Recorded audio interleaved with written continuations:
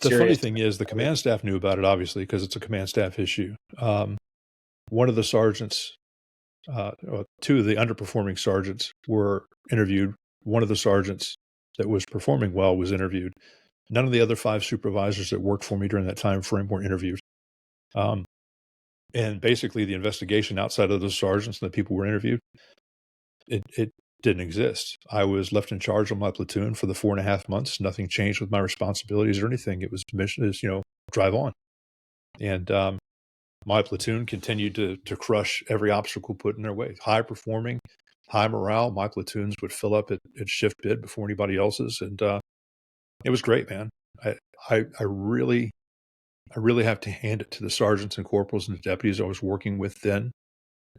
If I had a group that was not as wonderful as they were, the wheels would have come off much sooner, I'm sure. Yeah, and I think that's a testament to you and your leadership because, I was lucky to I be with the people that I was with. I was lucky.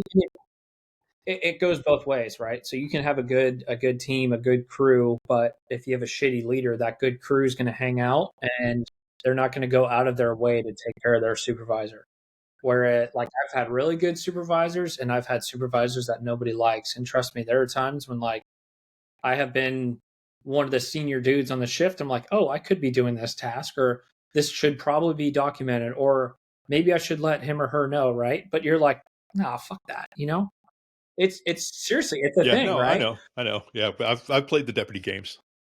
Yeah, and then I've also had supervisors that are like, "Hey, they take care of us. Like if we need a day off or something, they will pick up a beat and start taking calls. Or if you're getting hammered, they'll take a fucking identity theft report for you." And for us, right? Like at the time, as an officer, if you're getting hammered, you got a lot on your plate and your sergeant takes one of your cases for you, like, hey, I will go out of my way to do whatever you need.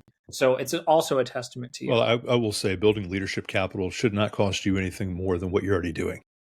To me, taking an identity theft report for you, even if I have to make copies and impound stuff into evidence, it takes me 30 to 45 minutes.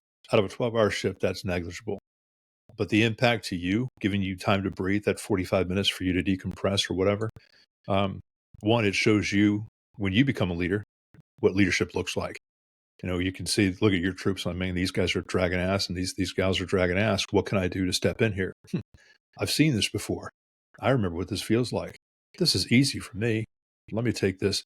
Let me take all the alarm calls. Let me take the burglary business checks. Let me do these things for them so they don't have to do the obligatory bullshit that weighs them down, so they can maybe sit behind a movie theater and bullshit with each other for a half hour.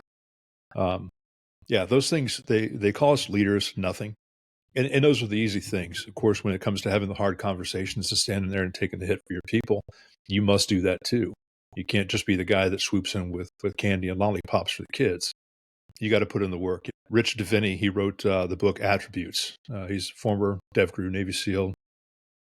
And the Attributes is a fantastic work. He talks about the attributes that it takes to be successful, either as a special operator or leadership. And he says in there very clearly that, you have to have the characteristics of a good leader. In fact, you have to do the verb before you earn the noun leader. And so those things were intuitive to me. It was easy, and honestly, it was the best part of my career, being able to be in a position of positional authority to positively impact the people that I worked with. That was great, and that was really the thing that I missed. It wasn't the pleasure of having an unmarked car. It was being able to use influence and knowledge and wisdom to help out these kids that I was working with. Yeah,